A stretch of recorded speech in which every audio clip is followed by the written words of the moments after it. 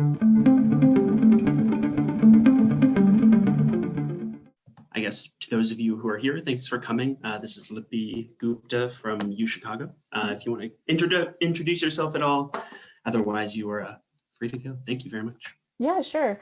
So I'm basically almost finished with my PhD at University of Chicago. And before this, I was at Cornell University for my undergrad. So I've been working on particle accelerator physics for a very long time.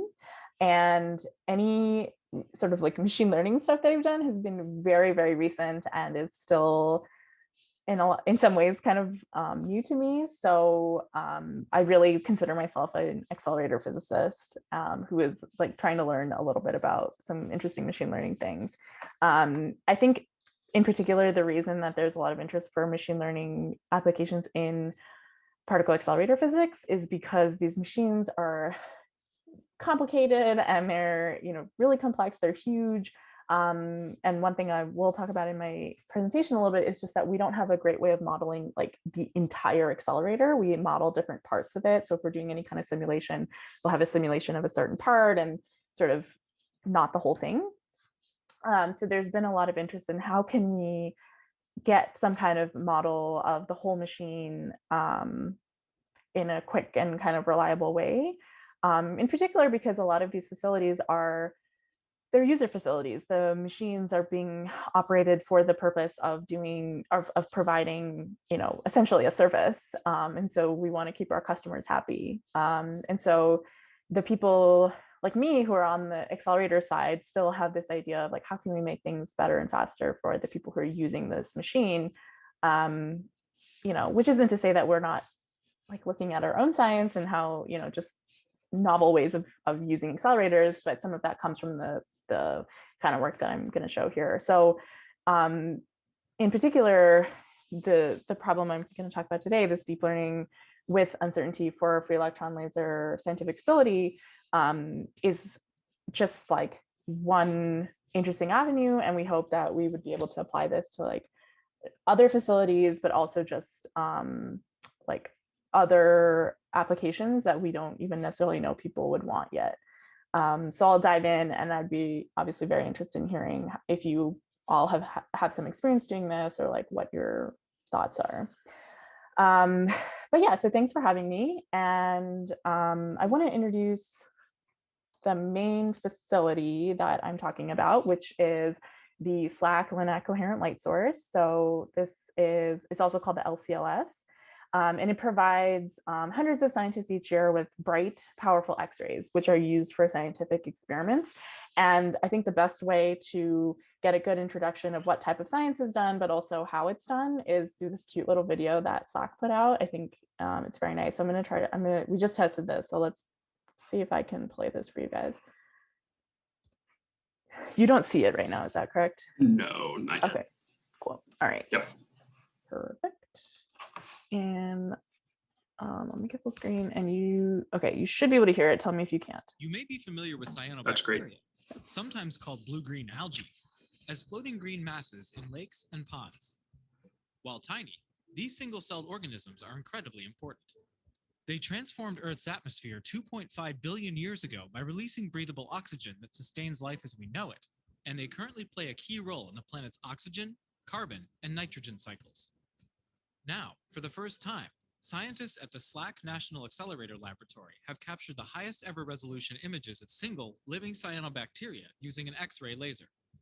Produced from experiments at SLAC's linear coherent light source, or LCLS, they represent the first time that images of living organisms have been taken using X-ray pulses. To obtain these images, scientists use a technique called X-ray diffraction. First, cyanobacteria in an aerosol form are placed into the path of an X-ray pulse from LCLS. The pulse collides with the bacterium, and the photons that make up the pulse scatter. With more common X-ray tools, radiation from an X-ray pulse will damage and destroy the bacterium before scientists can get a clear image. But because the pulse from LCLS is extremely short, the photons can outrun the damage and scatter before the bacterium is destroyed. Finally, the scattered photons are collected on a detector. Scientists can then use the pattern on the detector to reconstruct the image of the cell. These results pave the way for future high-resolution imaging of living organisms using X-rays. Scientists hope to use this technique to better resolve viruses and their internal structures, as well as active processes in bacterial cells, such as cell division, formation of internal structures, and more. So, thanks to the tiny, single-celled cyanobacteria and the ultrafast X-rays of LCLS, scientists are now better prepared to understand more about the world of the ultra-small.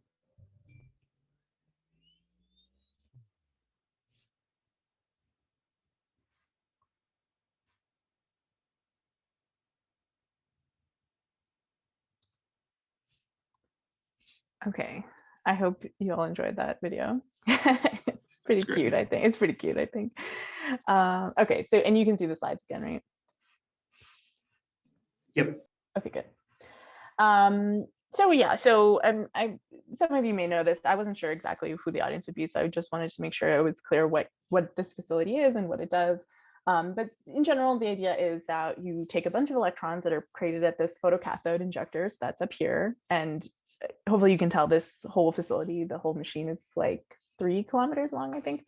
So the injector is actually a really, really small portion of the whole machine up here. And then it creates an electron bunch or several electron bunches, which then get accelerated down the machine into this area down here, which has a bunch of undulators, which are a special type of magnet, which basically undulate the beam back and forth. And that part is actually what is called the free electron laser. So that's the part that's actually getting the electrons to radiate to produce the photons that are then used down here in these experimental halls. And so right now, the LCLS can make radiation that can range from 50 angstroms in wavelength all the way down to about 0.5 angstrom. And again, the idea is using this really short wavelength light, you can resolve things at atomic scales. And so this is it's a very powerful machine that's used for a lot of different types of science.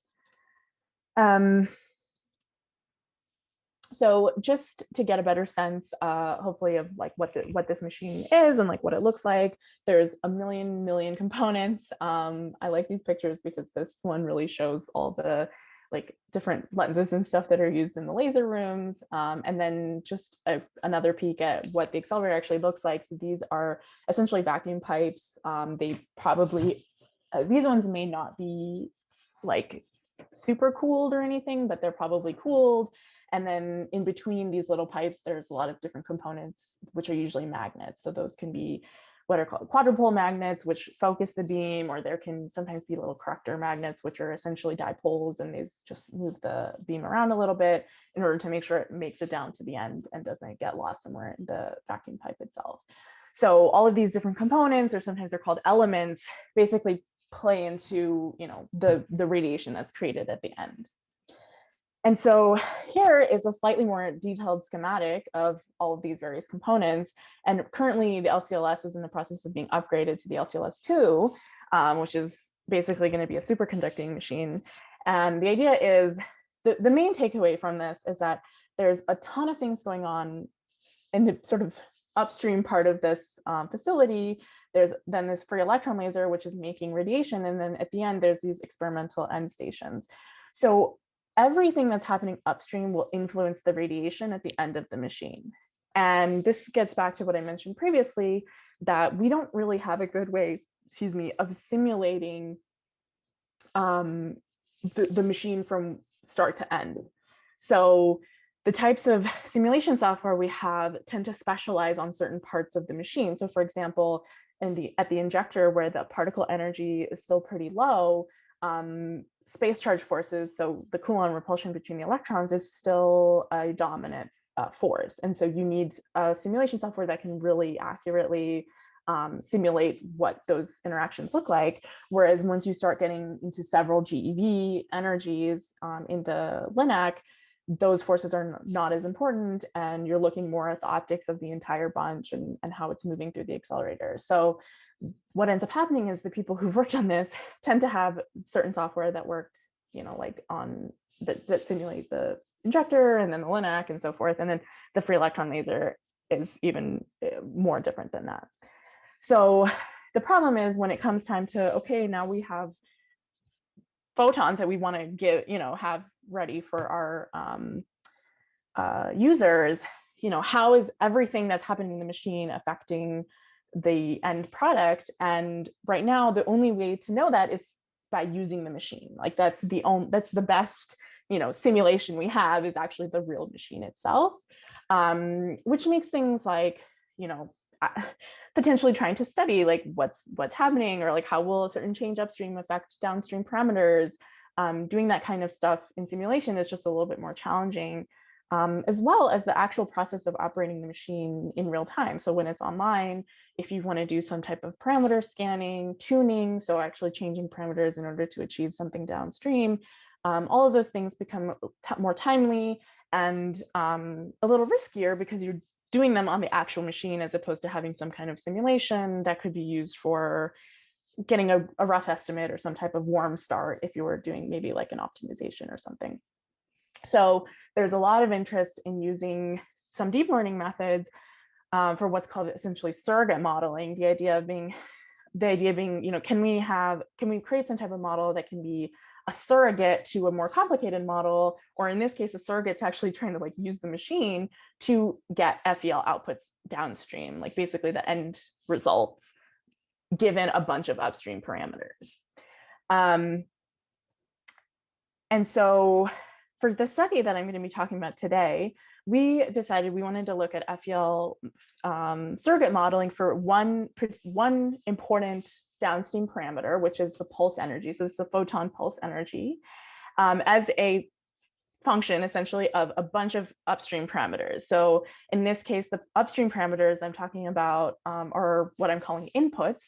And in this case, there's 76 of them. That is a vastly reduced amount from what it could be. It could be hundreds and hundreds of different sort of scalar values that you could pull from the machine, but we know that not all of them matter. So we've culled those inputs down to about 76. And in fact, not necessarily all of these will be important too.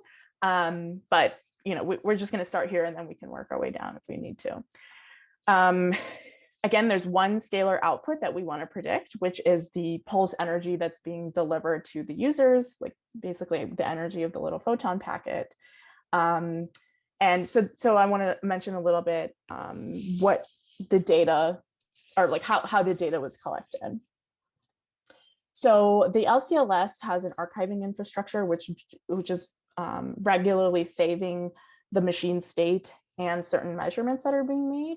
So what was done here was several thousand measurements were essentially just pulled from that archiving infrastructure, in particular focusing on times when parameters were being changed. So that basically when this tuning process was taking place, because the idea is we want to know what the machine behavior is while things are being changed, while things are being adjusted. So for example, you can see here, and the data rate here is like a hertz, but these aren't all necessarily like happening consecutively. They're just like, like one set of these could be March, 2017. And then like right over here, we could be looking at more like May or something like that. So it's not like this is completely continuous, but the idea is that in times when you see these kinds of like smooth, what I would call kind of like a run or something, like a series of measurements, what's happening here is that the pulse energy is being changed. So like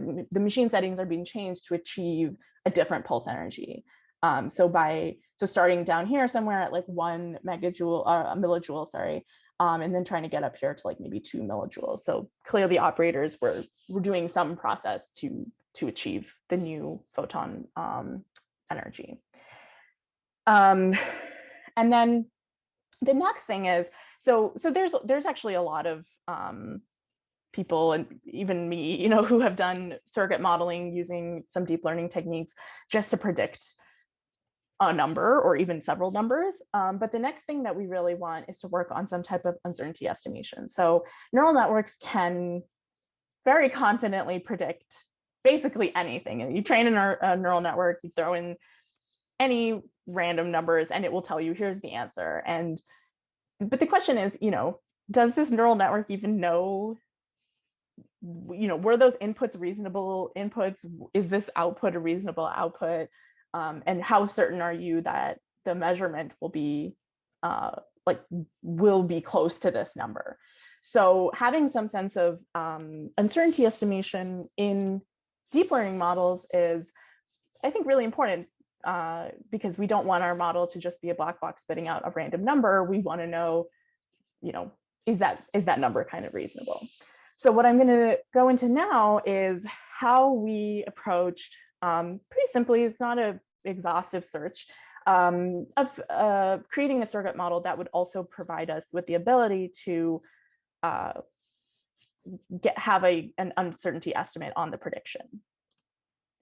So one method for creating a neural network, which can provide an uncertainty estimate on some final prediction, is by using a Bayesian neural network. And I think the best way to understand how a Bayesian neural network works is by contrasting it with a standard neural network. So once trained, a standard neural network has fixed weights, which means that the model is deterministic. So for a given set of input values, the model will always produce the same output value. By comparison, once trained, the weights connecting inputs and outputs in a Bayesian neural network are distributions rather than a single value. So for a single input, the model will actually produce a distribution of output values. And that distribution will have some most likely value, and then it'll also have, some width, which it ends up being interpreted as the kind of uncertainty on that prediction. So the first thing we wanted to try for this data, and one thing, sorry, I think I forgot to mention, is that this data it's very noisy, and you can kind of see that here. There's some, strange jumps happening here. And this actually is kind of a pretty nice section of the data, but in fact, it can be pretty noisy. And we did not do any data cleaning or anything. So we just took exactly what the measurement said for the pulse energy. And even if in this case, for example, I know that these are all consecutive measurements and they are happening at a 1 hertz frequency. So I know for a fact that the pulse energy isn't dropping all the way down to 0 and all these different numbers. It's probably just kind of a noisy measurement, or something happened in the measurement, which is just providing this kind of number. So this is the type of noise I'm talking about. And when I say I didn't clean it, it just means that I didn't remove that. I just left it in there. So it's possible that the input values here for these numbers or for these measurements are very similar to the ones up here, but the outputs are clearly very different, and nothing was done to sort of mitigate that. We just wanted to see how well these models would do with that information. So the BNN training hyperparameters are shown here, as well as information about the architecture, the optimizer, and the loss function. So we did a pretty standard training test split. So take about 80% of the data for training and save about 20% of it randomly for testing. As I mentioned, the inputs, there were 76 of these inputs and there was one output. Everything was normalized for training purposes. And then the architecture is actually very simple, and it was actually achieved by doing a hyperparameter optimization. So there are packages, and I didn't do this part myself, so I don't know exactly how this was done. One of my collaborators did this part, just the actual architecture optimization. I think what you do is you give a small subset of the data, and then you basically ask it to essentially train these small models, but you let it change either the number of layers or the number of nodes in a given layer until it reaches some acceptable loss. So, essentially like any other optimization where now you're optimizing the architecture itself.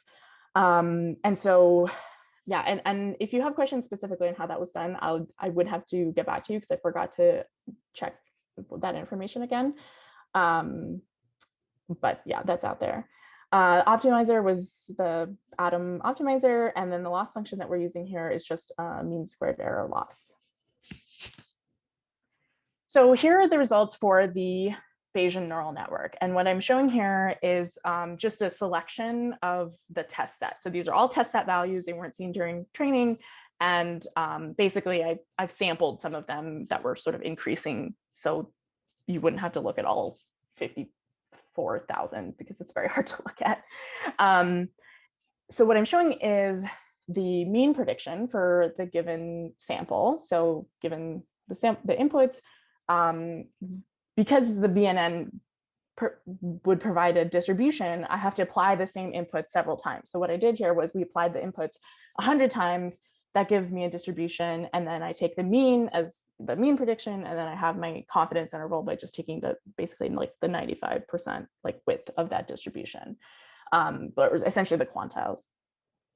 And so that's what's shown here. So after doing that process to get the distribution on the output, and the coverage basically means how many of my measurements are actually within this region that I've predicted. And in this case, it's only 44% on the test set. So that means more than half the time, the measured value falls outside of the predicted confidence interval. So clearly this model isn't doing very good. I would say it fails at the thing that we're trying to achieve, which is predicting these measurements, or even just capturing them within the confidence interval, because that would also be pretty useful.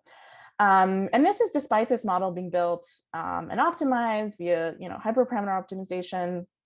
So a couple thoughts we had about why this might be the case.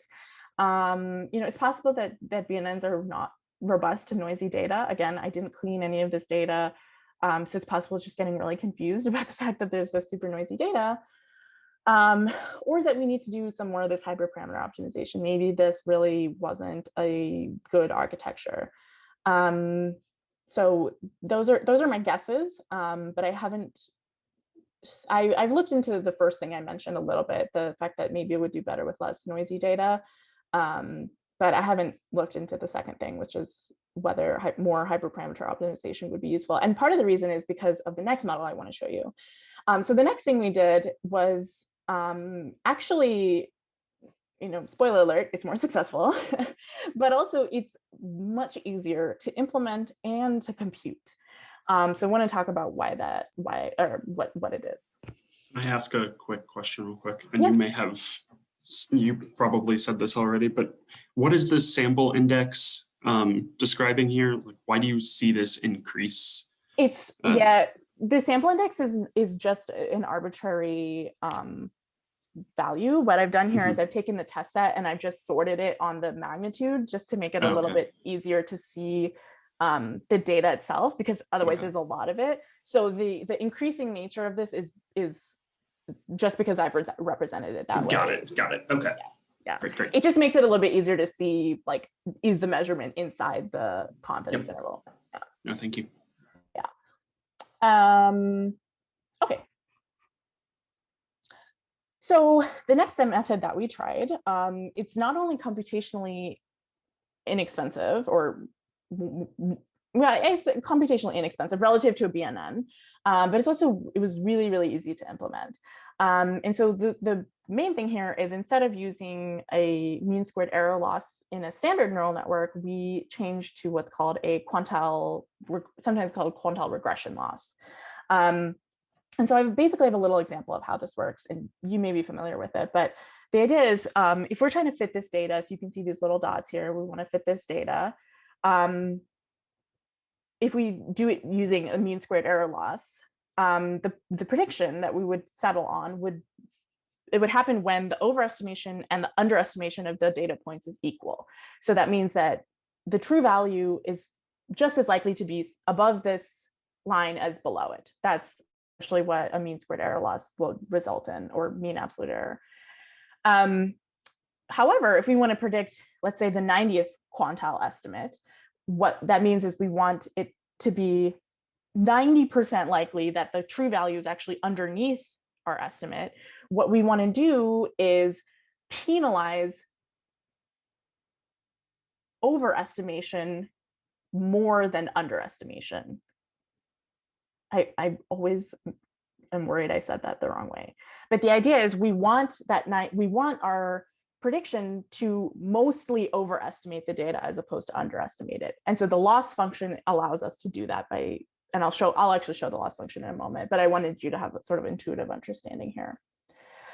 And so what happens is if you want to get a 95% confidence interval, what you can do is you can find your median prediction, you can find a 97.5 quantile prediction and a 2.5 quantile prediction, and then just say that what you've essentially found is that there's a 95% chance that the true value is in between these two models, and then the median prediction is shown, can be calculated as well, just by trying to find the 50th percentile.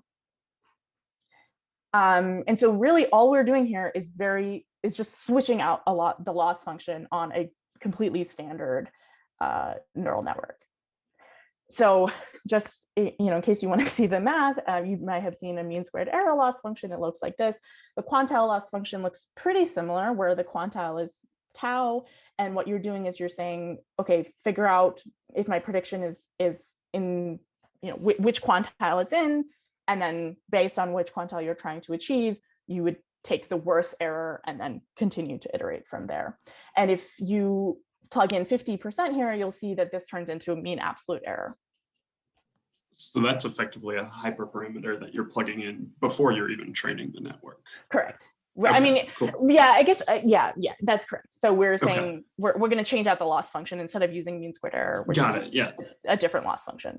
Cool. And just to really drive home the fact that this is super, super easy to do, I didn't know if I mentioned, I tend to use TensorFlow and Keras, and writing this loss function by yourself. It's not, as far as I know, I don't think they have it as one of their standard loss functions, so you can just write it yourself, and this is what it looks like. So again, very simple to implement. And so here I'm showing the quantile regression training hyperparameters.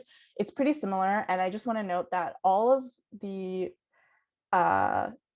notebooks, data, everything for this next part is on my GitHub. So if you're interested in trying this with your own data or just recreating any of the plots I'm about to show you or whatever, it's all there, and you should be able to access it. So again, training test split is the same as before. Inputs and outputs are the same. The architecture here is a little bit different, and it's very arbitrary. It's funny because a lot of times when I talk about different models I'm making, people will ask me, like, how did you design the architecture? And a lot of times it's just like, I just tried this and it kind of worked, and it wasn't any more or less computationally expensive than any other model, so I just went with it. And when I was in California, I met with a bunch of ML people. I happened to luckily be roommates with a bunch of ML people, like at Google. I remember asking them, is there any way to actually design the architecture for like a neural network? And it's still highly empirical. So as you can see here, I said, all right, I have 76 inputs. I'm just going to decrease by 10 nodes until I get down to 10, and then I have my one output. That's absolutely the amount of logic that went into this. So, and if there's a better way, I would be really interested in knowing, but as far as I know, there isn't. And again, the optimizer is Atom, and the loss function, now I've changed out mean squared error, I've changed it out to a quantile loss function.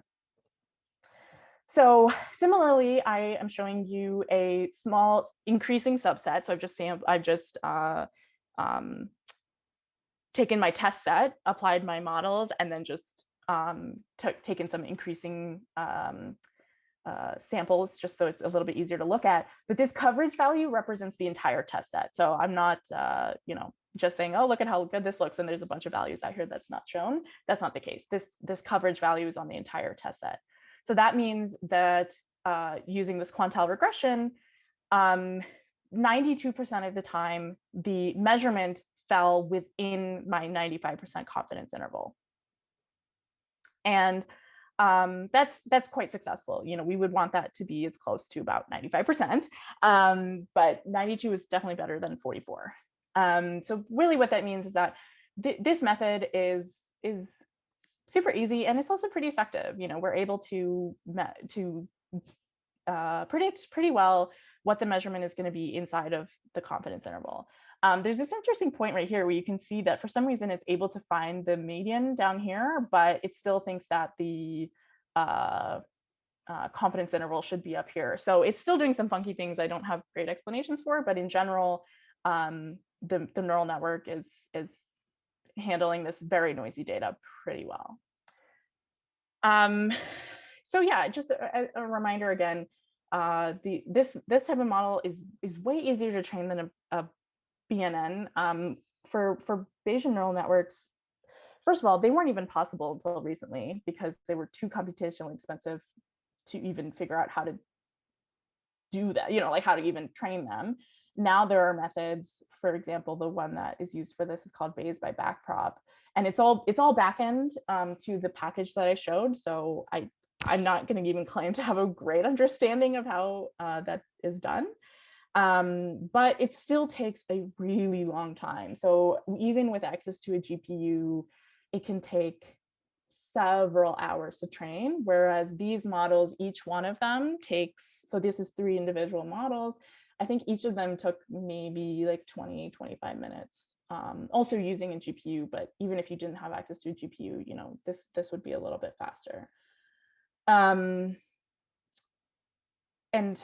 yeah, I think the other thing is that to train a BNN, you probably need a GPU, whereas for this, you definitely don't need a GPU. Like you could probably do it pretty easily, even on your laptop. It might take a little longer, but you could do it. And then the other huge benefit to this is that, we didn't need any additional software packages beyond, my favorite machine learning packages, which in this case is TensorFlow and Keras. So all of the sort of model building and everything that needed to be done was just done using, vanilla TensorFlow and Keras. And that's, I think, sort of important because, again, we're physicists. I'm not a computer science person. I wasn't that great at coding before I started doing a lot of this stuff. And so just the fact that it's pretty accessible for someone like me to do this, I think is also really important because it also means I understand a little bit more what's happening and it's less of a black box, which I think is pretty important to physicists and is important to me too. So yeah, I just want to show a couple individual examples of from the Quantile loss neural network. In particular, I want to draw your attention to 2 examples here, and the reason I'm showing these is just because this model is very successful at the 2 sort of extremes of these of the photon pulse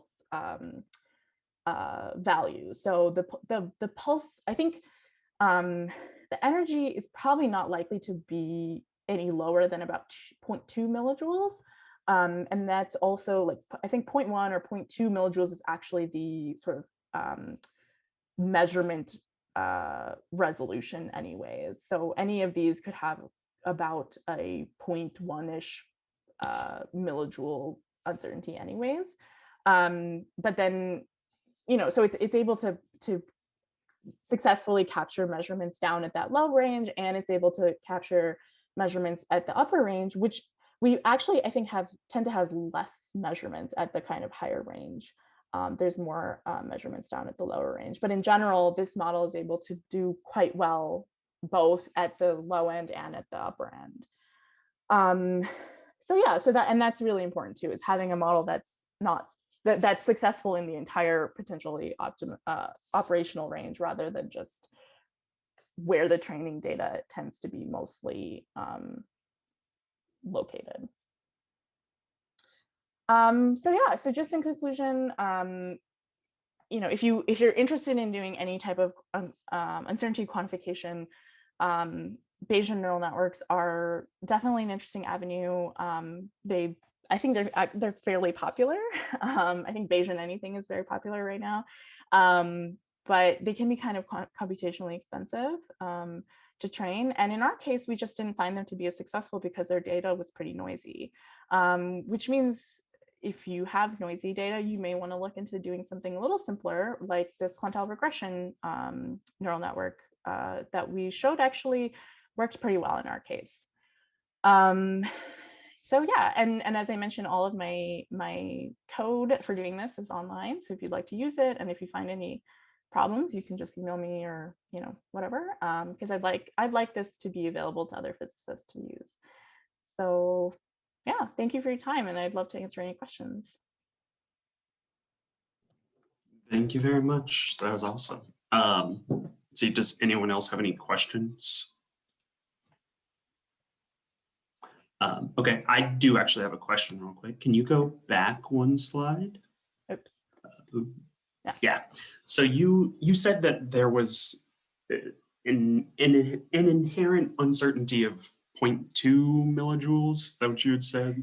Yeah, I think In it's the measurement? somewhere between 0.1 and 0.2. I don't know exactly how well Okay. that value is calibrated, actually. Did you notice at all if the network was picking up on that limit at all? If you were saying that the network also had a minimum uncertainty of 0.2 millijoules or anything? Oh, that's a good question. My guess is no. I don't have a good, I definitely didn't look at that specifically, but that's a very good I guess I'm just looking at that question. bottom right example you have there. This one down here. Yeah, where in the red box. Oh, this one. Yeah. Where it's around that same level. Yeah, but then at the same time, there are ones like this, right, where it doesn't quite have that same resolution. Sure. Like this should, if that was the case, then this value should be higher, right? Sure. Okay. But actually that raises an interesting point of like, how could we sort of encode that information that we already have? Because that's not something that I did. And as far as the model knows, it thinks that this measurement value is like 100% right. And there absolutely are ways of telling models like, hey, even this has some uncertainty and it could be this much. So yeah, I'm not really sure how to, I'm not right off the top of my head sure how to include that, but I would imagine there are ways to add as much physical information we have into this process. Yeah, definitely. That's something that I'm interested in, is how to incorporate both of those sorts of uncertainties together. Right. So, no, that's very interesting. I guess one thought is, okay, very naively, what you could do is say, okay, if the uncertainty, like, so for example, let's look at some of these points where the uncertainty is really small. Then what I could say is, if I return uncertainty smaller than what I know my physical uncertainty is, I'll default to that higher value.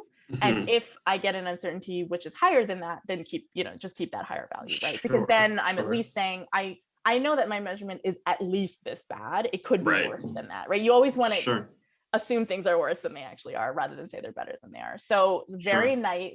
But that would be kind of on the like, and you can, in a lot of neural networks and stuff, you can encode that kind of information on the outside end just as arithmetic, right? So you could very easily tell your model, you can put in that function into your model and just say, if the answer, if this, subtract these numbers, if this one is smaller than what I know is the absolute minimum uncertainty I could measure, return that instead. And that's not a deep learning thing. That's just like a, Sure. Oh, very cool. Okay. Well, thank you so much. I really appreciate your time. This was great. Are you continuing working on this, or is this a? I'm not entirely sure. This is like a little appendix in my thesis. My thesis is about a bunch of other things, actually. So we will see, maybe just for fun, because I actually think this project, it was super fun. It was very easy.